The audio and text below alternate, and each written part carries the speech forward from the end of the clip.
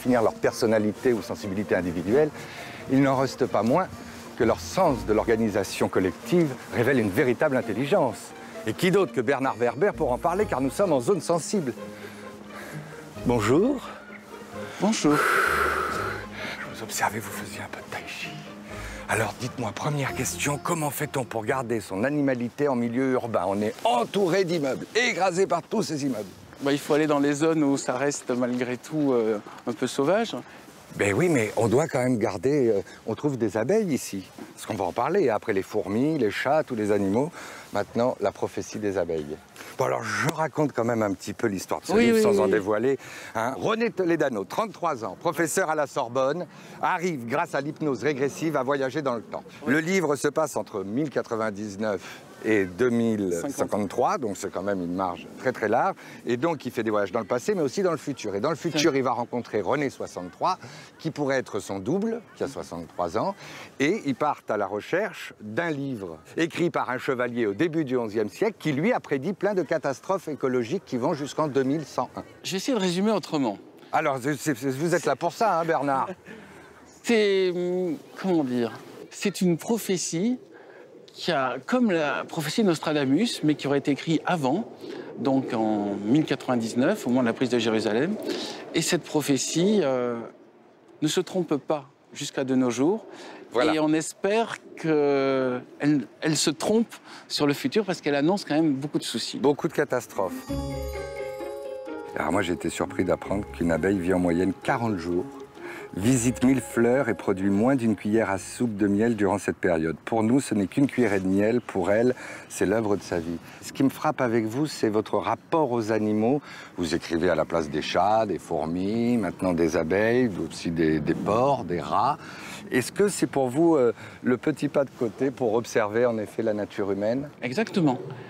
Si on reste qu'entre hommes en train de parler des problèmes d'hommes, au bout d'un moment, on répète les mêmes trucs. Et on s'aperçoit que même la plupart des concepts politiques ont été posés à l'Antiquité par les Grecs. Donc on est en train de tourner en rond, on n'évolue pas. Par contre, si on essaie d'imaginer, ou si on se met dans la peau d'un animal, tout d'un coup, on voit les choses autrement. Une fourmi, on va découvrir l'infiniment petit, si on se met juste dans sa peau. Et une abeille, on va commencer à comprendre peut-être pourquoi il y a des fleurs, pourquoi il y a cet univers aussi complexe. Finalement, on doit tout aux abeilles. On le réalise avec vous. Il y a, je crois, une admiration naturelle de l'homme pour l'abeille qui vient du fait que l'animal est beau, la cité est belle, et ce qu'il produit comme aliment est bon. Donc, autour de cet animal, il y a une énergie qui est positive pour l'homme.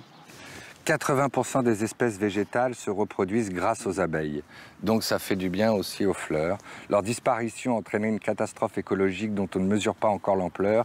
Quand en Chine, ils ont tenté de remplacer la pollinisation des abeilles par une pollinisation humaine ou par des robots, ils se sont aperçus que les rendements obtenus étaient infimes par rapport à celui de ces fabuleux insectes. Sauver les abeilles est plus qu'une cause écologique parmi d'autres, c'est un combat pour notre survie. Est-ce qu'à travers cette prophétie des abeilles, Bernard Werber, vous vous positionnez politiquement? J'irai pas jusque-là, mais en tout cas, vous nous alertez, vous tirez la sonnette d'alarme. Je crois que c'est bien pour un écrivain de ne jamais toucher à la politique, parce que c'est quelque chose qui est lié au pouvoir, et c'est surtout pas... À votre manière, du point de vue des insectes, avec votre pas de côté, vous quand même... Non, ce que je crois que je peux faire, c'est montrer un futur possible, et à partir de là, le lecteur va de lui-même se dire, est-ce que ce futur est souhaitable? Est-ce que ce futur, je peux faire mon petit pas pour qu'il existe ou pour éviter, si c'est un danger, pour éviter ce danger. Si on regarde les grands auteurs de science-fiction, par exemple Le meilleur des mondes avec Aldous Huxley, ça nous a averti du danger du clonage. 1984, du danger du contrôle par les médias et de la dictature. Il y a une fonction d'avertissement de la science-fiction et de prise de conscience, mais ça ne peut pas aller au-delà. Alors, vu que nous sommes connectés avec le monde qui nous entoure, les fleurs, les insectes, peut-être qu'on peut continuer cette interview en mode tai chi. L'idéal, ce serait que vous vous placiez ici. Voilà. Alors, je sais, hein, c'est d'ailleurs la salutation au soleil, ça commence comme ça. Ça, c'est le yoga. Là, tu fais la grue. C'est l'oiseau, la grue. La grue blanche déploie ses ailes. Et là, tu tournes dans une seule direction et tu fais le serpent. Le ballon.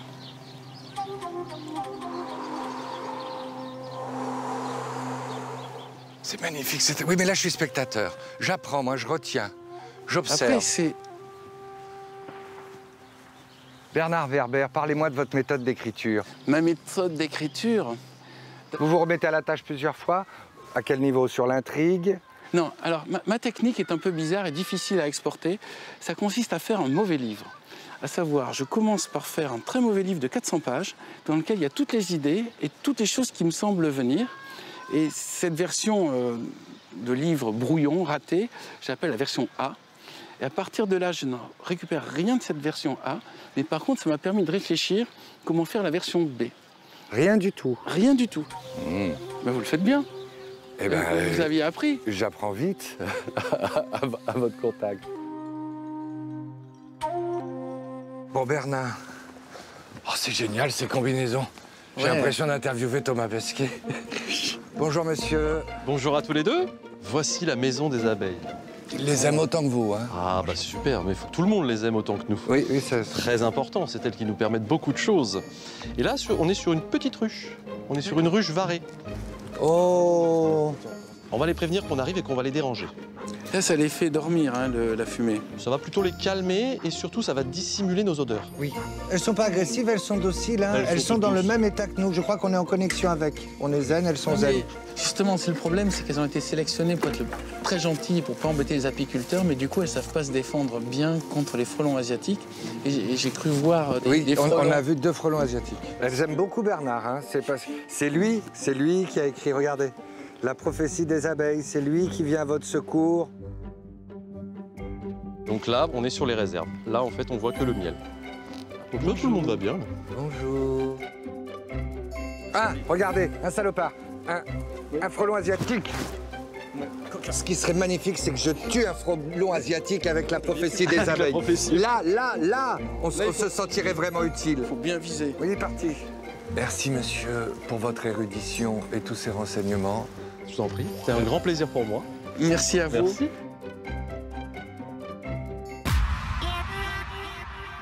Dans la